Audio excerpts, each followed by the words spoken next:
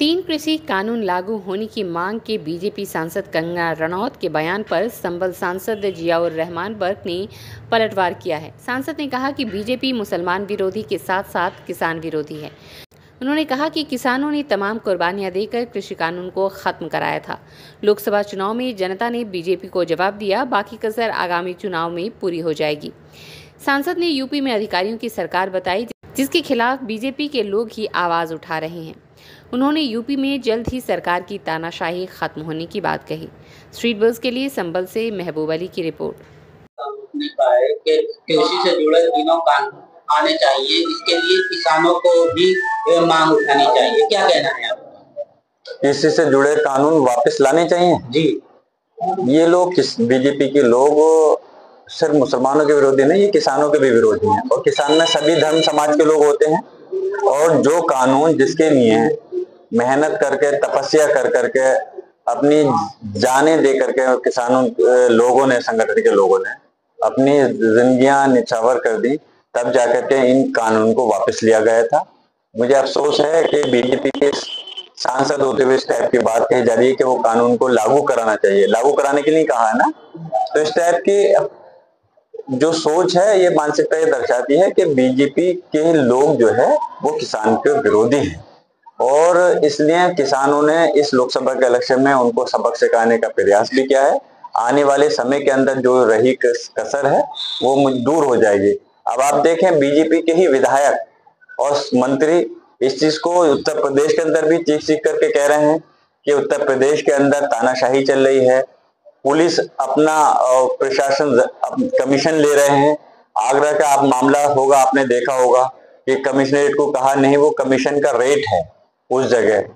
पीलीभीत के विधायक के पिताजी ने इस तरह की बात की। तो मैं पूछना चाहता हूं कि आप योगी महाराज जी क्या उनके घरों पे भी बुलडोजर चलवाएंगे अपने विधायकों? तो आप वो चीज देखें कि यकीनन अब अगर इस बात को कोई विपक्ष का विधायक या सांसद कहता तो ये बात होती कि ये लोग सरकार की मुखालफत कर रहे हैं, सिर्फ इसलिए प्रोपेगेंडा कर रहे हैं। अब इनकी पार्टी के विधायक और जब मंत्री इस बात को कह रहे हैं तो यकीनन सरकार को आप समझना चाहिए कि उसकी तानाशाही खत्म होनी चाहिए।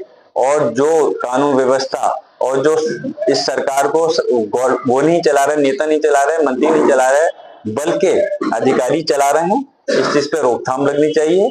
और जब विधायक और उनके मंत्रियों का ये कहना है तो आप अंदाजा ला सकते हैं कि उत्तर प्रदेश के अंदर जनता का क्या हाल होगा, जनता की सुनवाई कौन कर रहा होगा और उनके साथ कैसा व्यवहार हो रहा होगा। सीएम योगी ने कहा है कि खान पान की दुकानों पर मालिक से ऑपरेटर और कर्मचारियों के नाम होने चाहिए। इस फैसले को कैसा देखते? देखिए, सुप्रीम कोर्ट ने पहले भी जब इन्होंने ये लागू करने का प्रयास किया था, सुप्रीम कोर्ट ने सख्त आदेश करके उसको खामोश किया था। लेकिन सख्त आदेश किया था कि इस टाइप का नाम नहीं लिखे जाएंगे। लेकिन अब दूसरी तरह से इन्होंने ये लागू करने का प्रयास किया।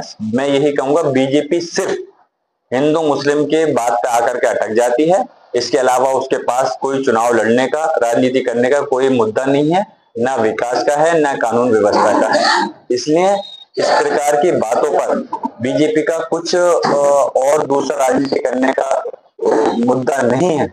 अब उनको समझना चाहिए और इन बातों से हट कर करके जनता की, आम जनता के बारे में सोचना चाहिए। नहीं तो जिस प्रकार ये उत्तर प्रदेश के अंदर इनका 43 सीटें गठबंधन की जीती हैं, आने वाले समय में 2027 के चुनाव में मैं इंशाल्लाह गारंटी से कहता हूं कि समाजवादी इंडिया गठबंधन की सरकार एक मजबूती के साथ में बनेगी और भारतीय जनता पार्टी का सुपड़ा साफ होगा।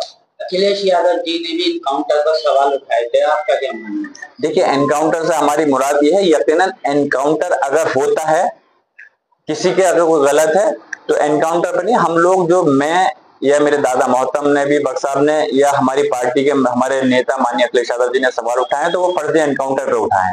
जो ये फर्जी एनकाउंटर पुलिस कर रही है ये बहुत गलत है। और जो सिर्फ झूठी शान के लिए फर्जी एनकाउंटर करते हैं अपने प्रमोशन के लिए, इन लोगों की जांच होनी चाहिए। और जांच किसी पुलिस के अधिकारियों से नहीं, बल्कि मजिस्ट्रेट कोर्ट के, न्यायालय के जो रिटायर्ड जज हों उनके उससे होनी चाहिए।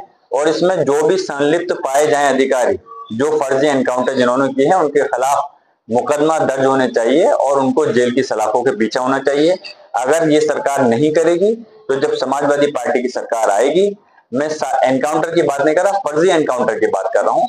जो फर्जी एनकाउंटर करे हैं उनकी जांच कराई जाएगी और जांच करा के जो भी अधिकारी इसमें संलिप्त पाए जाएंगे उनको उनकी सजा भुगतनी पड़ेगी।